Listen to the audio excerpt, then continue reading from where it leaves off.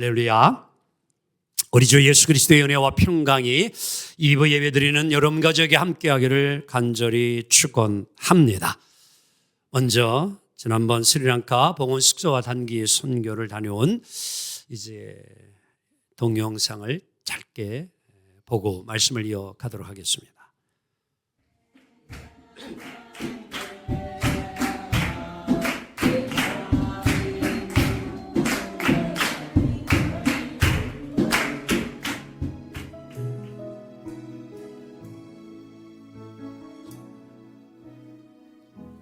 아픔 많은 세상에 주의 복음 들고 부르시 따라갑니다. 슬픔과 고통이 가득한 이 땅에 눈물을 닦아주려 주님의 나라가 세워지는 것 성부와 성자와 성령으로 이 밤을 주님께 봉헌합니다. 아멘.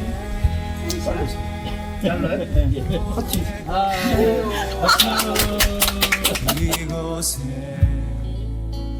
세워짐이 마지막 호흡이 끝이 날 때까지 나는 나가리 그날에.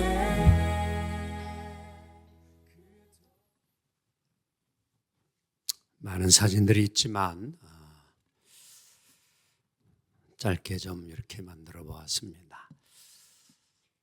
여러분들이 아마 유심히 잘 보신 분은 저들이 지금 앉아있는 책상을 좀 보았을 텐데 좀 어떤가요? 너무 닳고 낡아. 참 새로운 것으로 바꿔주고 싶은 마음이 간절했습니다. 제가 60년대 후반 국민학교 다녔을 때의 그때의 모습과 좀 비슷한, 스리랑카가 현재 그러합니다. 60년대 말 70년대 초에 우리나라의 모습과 같은 그곳.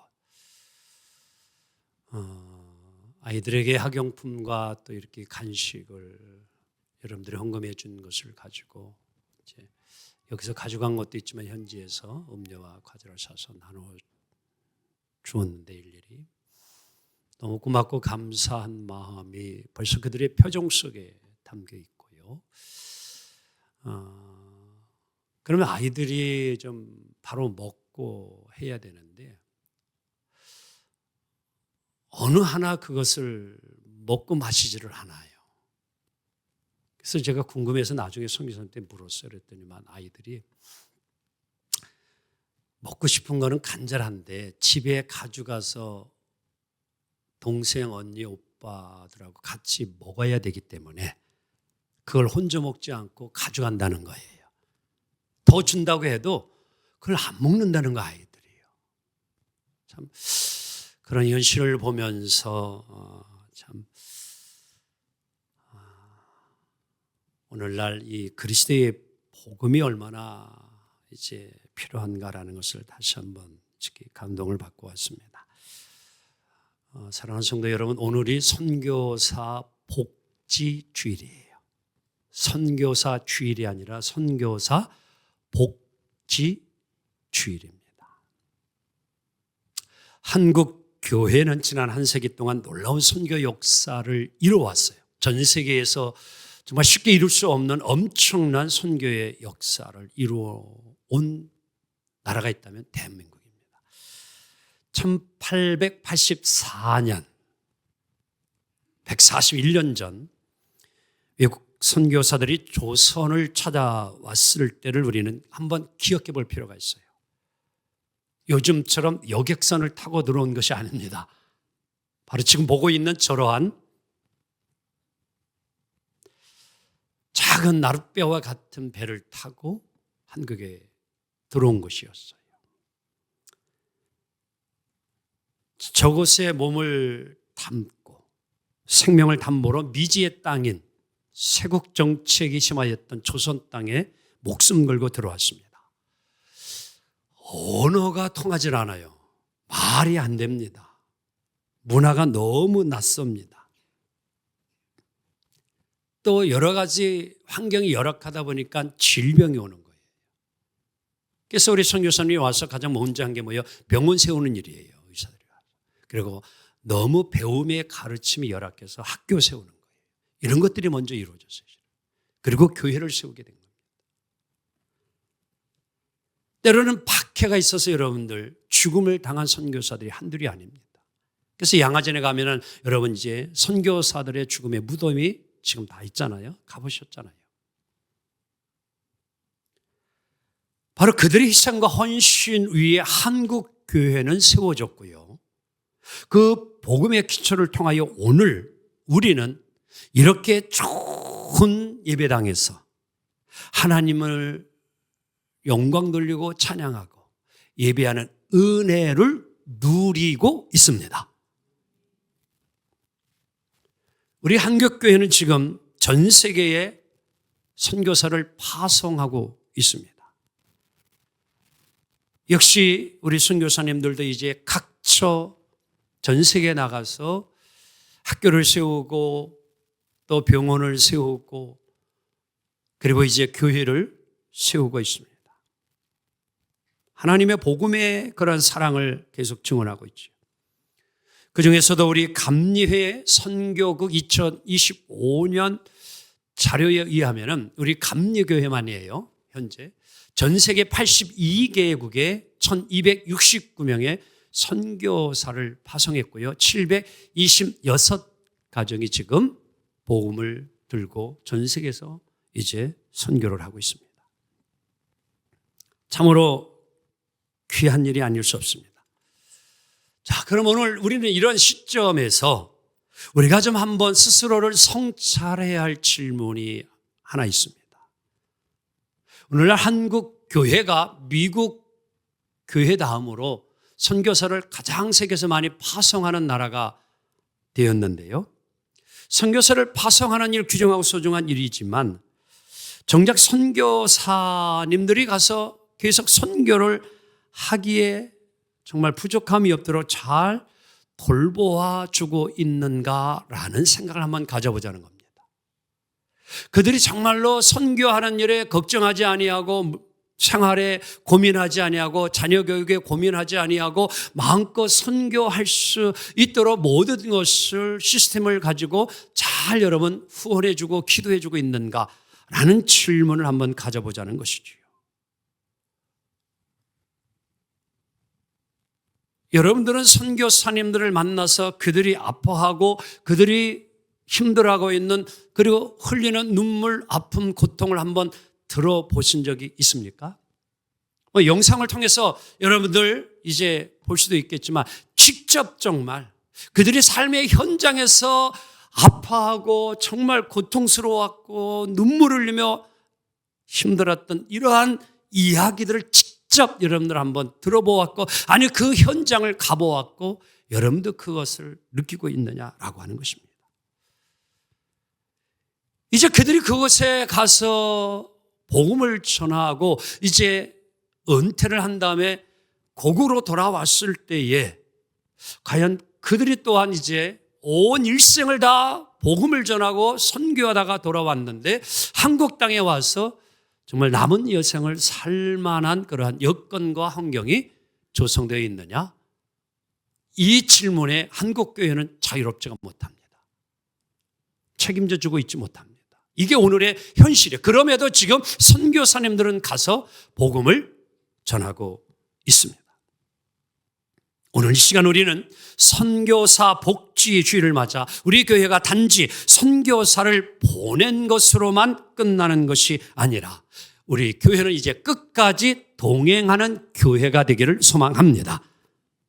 그런 면에서 오늘 사도행전 13장 말씀은 앞으로 우리 교회가 걸어가야 될 선교사의 길이 무엇인지를 잘 알려주고 방향을 제시해주고 있는 말씀입니다. 즉 선교사들에 대한 마음과 태도를 우리들이 어떻게 가져야 될 것인가? 오늘 우리에게 주어진 이 복된 사명, 다시 한번 우리가 이런 것들을 생각하며 여러분들 감당해 갈 수 있는 우리 하늘성 교회, 우리 온 성도들이 되어지기를 주님의 이름으로 기원합니다. 자, 오늘 본문은 안디옥 교회의 지도자들을 소개하며 이렇게 시작을 합니다. 자, 함께 1절 볼까요? 시작. 선지자들과 교사들이 있으니 그 바나바와 니게르라 하는 시몬과 구레네 사람 루기오와 분봉왕의 헤롯의 젖동생 마나엔과 및 사울이라. 이 안디옥 교회의 지도자들을 이야기해 주고 있어요. 자, 그런데 그 다음 절 2절 봅시다. 이들 가운데 하나님이 이런 명령을 했어요. 시작. 내가 불러시키는 일을 위하여 바나바와 사울을 따로 세워라. 내가 불러시키는 일, 그게 뭐예요? 복음 전하는 일이에요. 선교하는 일, 하나님의 뜻. 그 일을 위하여서 이제 뭐예요? 평신도 지도자들 가운데 바나바와 바울을 따로 딱 세워라. 왜? 그들을 보내라는 거예요. 그들을 파송하라는 거예요. 뭐 하려고? 복음 전하라고. 생명을 살리라고. 이 놀라운 결단으로 인하여 이제 열방을 향한 이방인의 선교가 열려지기를 시작합니다. 특별히 오늘 여기서 안디옥 교회를 구성하고 있는 지체들의 배경과 처지가 모두 다름을 우리는 보게 되어지는데요. 바나바, 그는 구브로 출신이었어요. 우리가 잘 알듯이 초대교회가 부흥하고 성장할 때에 이 바나바는 자신의 땅을 팔아서 하나님 앞에 뭐예요? 봉헌하고 헌신했던 자가 바나바입니다. 전통적인 유대인 사람이었어요. 시몬은 오늘 니게르라 하는 별명을 가지고 있다고 설명합니다. 니게르는 라틴어로 검다, 어둡다. 한마디로 여러분들 아프리카 출신의 흑인의 안디옥 교회 성도로임을 이야기해 주고 있는 것입니다. 루기오, 그는 구레네 출신이라 이렇게 설명하고 있습니다. 마나에는 분봉아 헤롯의 그런 친척, 어떻게 보면 어린 시절부터 귀족의 사람으로 성장하다가 오늘 이 안디옥 교회에서 신앙생활을 하게 되어졌고 마지막으로 오늘 사울이 소개되어 있습니다. 즉 안디옥 교회의 성도들의 구성원을 보게 되어지면 인종, 계층, 문화 모두가 다 달랐어요. 근데 놀라운 사실은 오늘 이들이 하나님의 꿈인 선교의 사명을 감당하고자 하는 일에 있어서는 모두가 다 하나가 됨을 믿습니다. 일이 하나가 된 거예요. 안디옥 교회가 오늘 참으로 위대한 일을 이루어 갑니다. 하나님의 꿈인 열방을 위한 복음을 전하는 일에 그들이 귀한 일을 이루어가고 있습니다. 위대한 결단을 내렸어요. 왜? 바나바와 바울은 그 당시 안디옥 교회의 아주 중요한 지도자예요. 어떻게 보면 핵심 지도자예요. 근데 이들을 선교사로 파송하고 보냅니다. 자, 이 시점에서 제가 한번 여러분에게 질문을 드려볼게요. 하나님께서 저에게, 정무동 목사에게 성령의 감동을 주셔서 정 목사야, 이제는 스리랑카에 가서 복음을 전하는 선교사가 되어라. 그랬네요? 여러분 보내실래요? 붙잡을래요?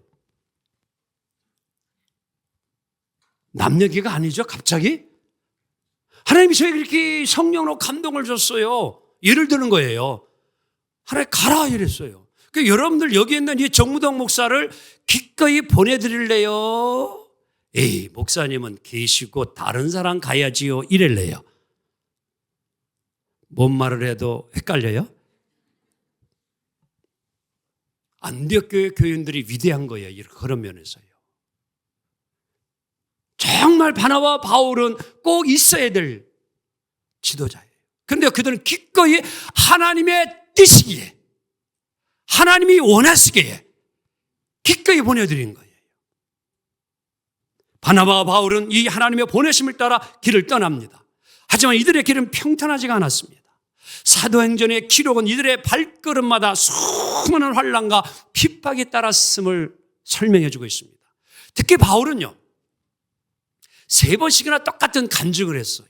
무슨 간증? 복음을 전하며 1차, 2차, 3차 선교 전도 여행을 떠나면서 그가 겪었던 모든 아픔과 고통을 다 리얼하게 표현해냈어요. 바다의 위험, 배의 위험, 추위의 위험, 배고픔의 위험, 매맞음의 위험, 너무너무 고통스러웠다는 거예요. 정말 죽음의 고비를 수없이 넘겼다는 것입니다. 하지만 그는 그 모든 것을 이기려 마지막에는 뭐예요? 로마에서 목이 잘려 순교하는 순간까지 그는 복음을 전하다가 하나님 앞에 부름을 받았습니다. 여러분, 복음의 빛이 비추는 곳에는요, 치열한 영적 전쟁이 일어납니다. 이걸 우리는 분명히 알아야 합니다. 제가 지금까지 여러 나라의 선교사님들을 만나보고 선교지를 찾아가보고 그리고 그 나라에 처음으로 교회를 세워졌던 곳, 그 기념교회를 갈 때마다 제가 도전받는 것은 뭐예요? 어느 나라든 선교사님들이 순교되지 않은 나라가 하나도 없어요.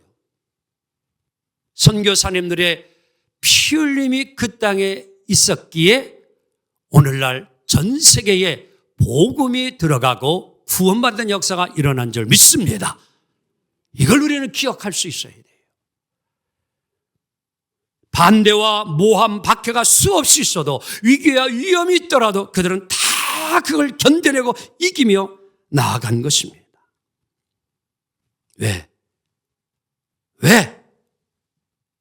고난에 연속이 이어져도 그들이 포기하지 않는 이유가 있어요. 그것은 다름이 아니라 자신들을 보내신 분은 누구냐? 하나님이신 것을 믿기 때문입니다. 하나님 보냈다는 확신이에요. 오늘 선교사님들의 삶도 동일합니다. 그들이 늘 고백하는 것은 참 언어의 장벽이에요. 말이 통하지 않는 겁니다. 답답한 겁니다. 문화가 전혀 다릅니다. 외롭고 험합니다. 이번에도 보니까 함께 하루는 베드로 전후선을 이제 힐링팜 로고스라고 하는 선교센터에서 통독을 하면서 각자 은혜 받은 말씀을 나누는 가운데에 선교 사모님이 그런 얘기예요. 그 말씀 가운데 이방인이라는 단어가 있어요. 이방인으로 인하여서 고통과 환난을 당하였던 그 말씀이 이 사모님에게는 아주 감동적으로 그 말씀이 묵상이 되어지고 은혜가 되어진 거예요. 그러면서 지난날 처음 그 스리랑카 28년 전 땅을 밟았을 때에 그리고 그때에 정말 이방인의 취급을 당하였던 그 아픔, 어려움, 고통이 막 기억났던 거지요. 막 눈물을 흘리면서 간증을 하시는 거예요. 고백하시는 겁니다. 여러분, 쉬운 일이 아닙니다. 정말 허름한 말이 신학원이지 독사에 물려보기도 하고요. 또 사는 집에는요, 전갈이 있어서 전갈에 물리기도 하고 어느 날에는 이제 비가 그쪽에 우기가 있고 건기가 있어서 늘 우산을 피취하고 있는데 하루는 이제 그 현관에서 나가려고 비가 와서 우산을 딱 들어가지고 피는데 뱀이 그 속에 들어가 있는 거예요. 기겁을 하는 거지. 여러분들 한번 생각해 봐요. 이번에도 가서 한번 숙소에 가니까 도마뱀들이 막 이렇게 다니고 있더라고. 여러분, 여러분의 집에 지금 전갈이 있다, 잘래야 안 잘래야? 아마 다 뛰쳐나가고 말 거예요. 그런 삶을 겪이고 이겨내고 살아왔던 거예요. 왜 그럽니까? 다른 데 있지 않습니다. 왜 여러분들 생활이 어려움도 있고 자녀들과의 갈등 속에서 아픔이 있고 정말 질병으로 더 이상 여러분들 선교의 사역을 이행하기 어려워도 정말 견뎌내면서 아픔을 고통을 이겨내면서 왜 여러분 선교를 포기하지 않고 계속 이루어가고 있느냐? 이유는 한 가지예요. 하나님이 나를 보냈기 때문이에요. 그 사명감이에요. 그들의 영혼을 품고 오늘도 복음을 전하는 것입니다. 오늘도 바나바와 바울도 역시 그 믿음을 가지고 사명을 감당한 것입니다. 여기서 이제 우리는 중요한 것을 찾아봐야 합니다. 바나바와 바울이 선교의 사명을 여러분들 혼자 감당했느냐? 결코 아니었어요. 이들을 파송했던 안디옥 교회는 복음의 전초 기제 역할을 잘 해주었고, 그 뒤에는 수많은 믿음의 동역자들이 함께 그 선교사를 위하여 기도하는 중보의 기도가 있었고, 필요할 때마다 그들의 생활에 필요한 것을 물품을 보내주고 살아갈 수 있도록, 선교할 수 있도록 여러분들 후원해 주었던 이러한 이들이 있었기에 선교가 이루어진 줄 믿습니다. 그래서 바울은요, 그러한 것을 경험하고 또 너무 고맙고 감사해서 빌립보 교회에 편지를 써주면서 이렇게 글을 쓰고 있는 것입니다. 시작. 내가 마게도냐를 떠날 때에 주고받는 내 일에 참여한 교회가 너의 외에 아무도 없었느니라. 데살로니가 있을 때에도 너희가 한 번뿐만 아니라 두 번이나 나의 쓸 것을 보내었도다. 아멘. 정말 굶주릴 때에, 정말 필요할 때에 여러분이 보낸 것 때문에 내가 이렇게 지금도 사역하고 있다. 이 고백이에요. 한 절 넣어볼까요? 고린도후서 11장 9절 시작. 또 내가 너희와 함께 있을 때에 비용이 부족하였으되 아무에게도 누를 끼치지 아니었으면 마게도냐에서 온 형제들이 나의 부족한 것을 뭐 했어요? 보충해 줬다는 거예요. 뭔가 부족했는데 하나님의 도우심의 손길로 여러분들 마게도냐, 여러분들이 도와주셔서 그 부족함이 채워졌다. 아멘. 이런 일을 수없이 지금도 역사 속에 일어나고 있습니다. 그래서 사도 바울 로마서 16장에서요, 그동안 1, 2, 3차 선교 전도 여행을 하면서 자기의 도움을 주었던 인물들을 쫙 내라고 있어요. 베베, 브리스게, 라울라, 마리아, 안드로니가, 유니아 등등 도움을 주었던 모든 인물들을 기억하며 기록을 쫙 하고 있는 게 로마서 16장이에요. 이번에도 여러분 스네카 가보니까 힐링팜 로고스 선교 그 센터, 그 지역에 선교센터를 봉헌한 한 서울의 교회가 있었고요. 또 기숙사 이제 한동에 4개의 숙소, 나머지 여러 이제 지금 한 14호실까지 건축했는데요. 우리 하늘성 교회가 이번에 가서 봉헌했지요. 또 바란교회, 그리고 대전에 있는 서강교회, 그리고 한 권사님. 이러한 이름들이, 사랑의 손길들이 뭐예요? 하나가 되어져 하나님의 역사를 이뤄가는 줄 믿습니다. 아멘. 다 이름이 기록되어 있어요. 다 새겨져 있는 것입니다. 어느 교회 누가. 이번에도 이제 장로님 한 가정이 그렇게 귀한 것을 봉헌하여 영광 돌리고 왔는데, 제가 그곳에서 이틀 묵으면서 좀 실은 환경은 열악했어요. 근데 새로워진 숙소는 아주 그래도 현대식으로 깔끔하게 잘 지었어요. 그래서 제가 그런 생각이 들어서 인간적으로, 아니 귀양 이런 데 재워주지. 아니 이게 그냥 우리 집사람 오죽하면 창고 비슷하다 그러더라고. 전기까지 나갔어요. 실은요. 이게 전기 나가니까요, 이게 몇 시간 동안 전기가 안 들어오니까 이게 쉽지가 않더라고요. 그런 어려움도 겪고 하나님이 그런 걸 체험하라고 하신 것 같아요.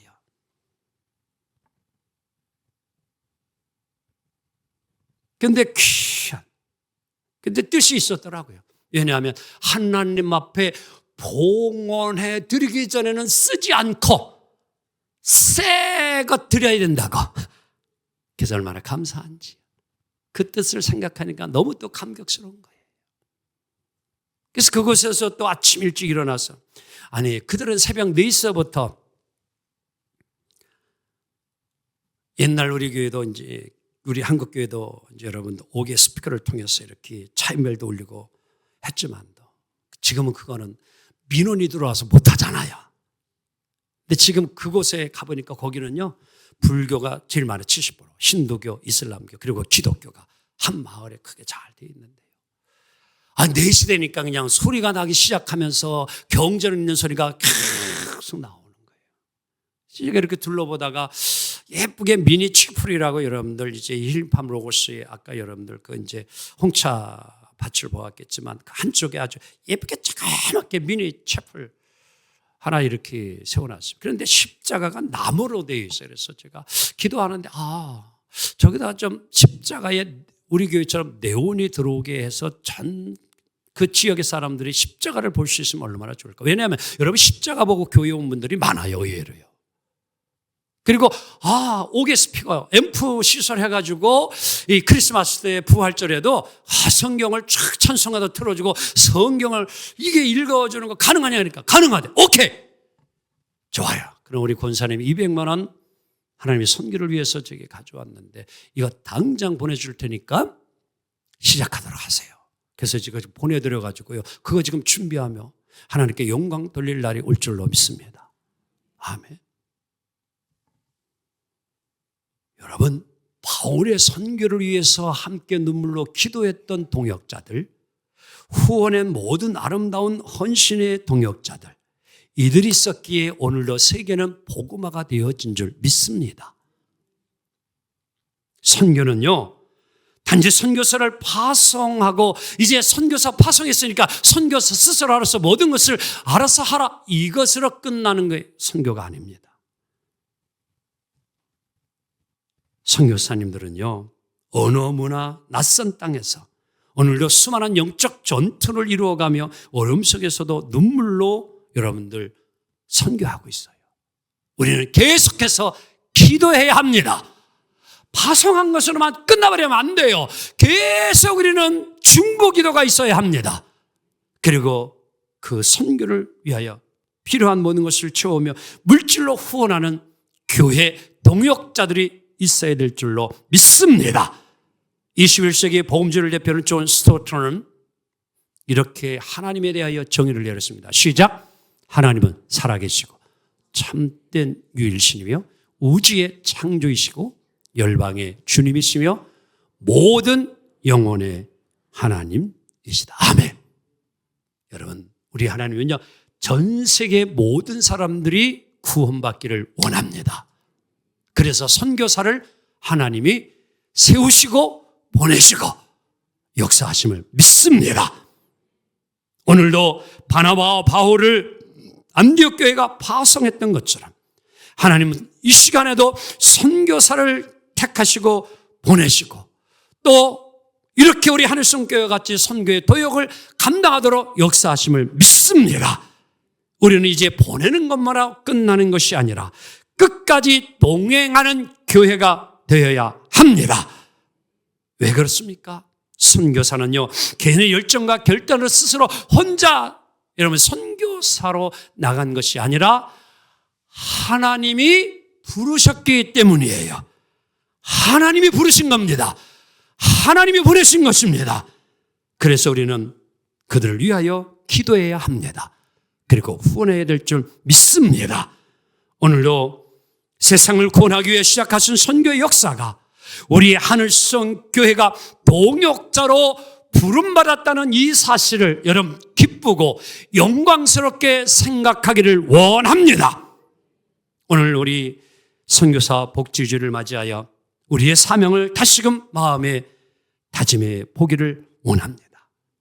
그저 선교사를 보내는 교회로 끝나버리는 것이 아니라 이제는 동행하는 교회로 세워지기를 원하는데요.